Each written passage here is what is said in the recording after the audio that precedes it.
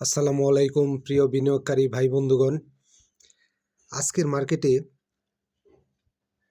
21 point correction হলো। অনেকে হয়তো টেনশনে আছেন, আগামী দিন মার্কেট কি হবে না হবে সব কিছু মিলিয়ে একটা কনফিউশনের মধ্যে সময় পার করতেছেন।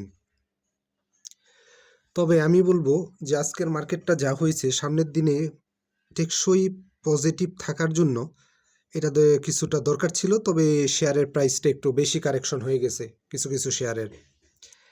আজকের মার্কেটে অ্যাডভান্স হয়েছে 110টি, ডিক্লাইন 223টি এবং আনচেঞ্জ 53টি, আর টোটাল ভলিউম হচ্ছে 533 কোটি।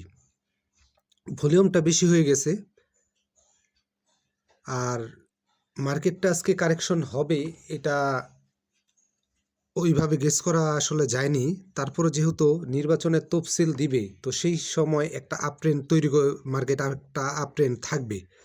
তো আজকে যে কারেকশনটা দিয়েছে, এই কারেকশনটা দেওয়াতে ভালোই হয়েছে। এতে পরবর্তী আপট্রেন্ডে টেকসই হবে। যদি আজকে কালকের মধ্যেই নির্বাচনী তফসিলটা দিয়ে দেয়, তাহলে আমি মনে করি যে মার্কেট আপট্রেন্ডে যাওয়ার যথেষ্ট সম্ভাবনা আছে।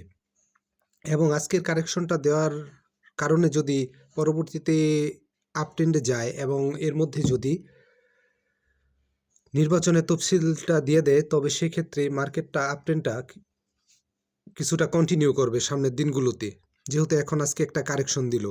তবে এই মুহূর্তে প্রিয় বিনিয়োগকারী ভাই বন্ধুগণ, সবাইকে আমি যেটা বলবো যে এই মুহূর্তে প্যানিকড হয়ে শেয়ার সেল দিবেন না।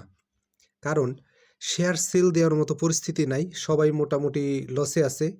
আর আপনি যেটা সেল দিবেন পরবর্তীতে সেটা আপনার বাড়তি দাম দিয়ে বাই করা লাগবে। আর সেল দেওয়ার এই মুহূর্তে সময় নয়, যেহেতু নির্বাচন ঘনিয়ে আসছে এবং আজকে বা আগামীকালে তফসিল দেওয়ার একটা পসিবিলিটি আছে। সেক্ষেত্রে মার্কেট আপট্রেন্ডে যাওয়ারও ভালো একটা পসিবিলিটি আছে।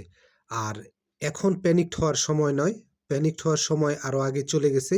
আপনি চাইলে ওই সময় শেয়ার সেল দিতে পারতেন, কিন্তু বর্তমান পরিস্থিতিতে প্যানিকড হয়ে শেয়ার সেল দেওয়াটা বুদ্ধিমানের কাজ হবে না।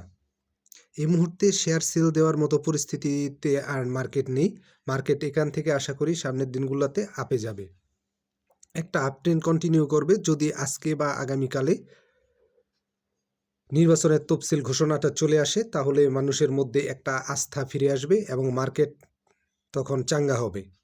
আর আজকে বা আগামীকাল যারা সেল দিয়েছেন তো দিয়েছেন, যারা আগামীকাল দেওয়ার চিন্তা ভাবনা করতেছেন, আগামীকাল দিনের যে কোনো সময় বা সন্ধ্যাবেলায় যদি তফসিল ঘোষণা হয়, তাহলে এই শেয়ারটাই আপনার রবিবারের মার্কেট আওয়ারে ভালো দাম দিয়ে বাই করা লাগবে। কারণ ওই সময় ওই দিন হয়তো অনেকে সেল দিতে চাইবে না, কারণ সবাই তখন বুঝে যাবে যে না, মার্কেট আপট্রেন্ড কন্টিনিউ করবে। সো আমি বলবো এই মুহূর্তে প্যানিকড হয়ে শেয়ার সেল দিবেন না, মনে সাহস রাখেন। সেল দেওয়ার সময় অলরেডি চলে গেছে, এখন সেল দেওয়ার সময় না। যদি পসিবল হয় সেক্ষেত্রে আপনারা ভালো শেয়ার দেখে, ভালো পজিশন দেখে, ইন্ডেক্সে খেয়াল রেখে বাই করতে পারেন।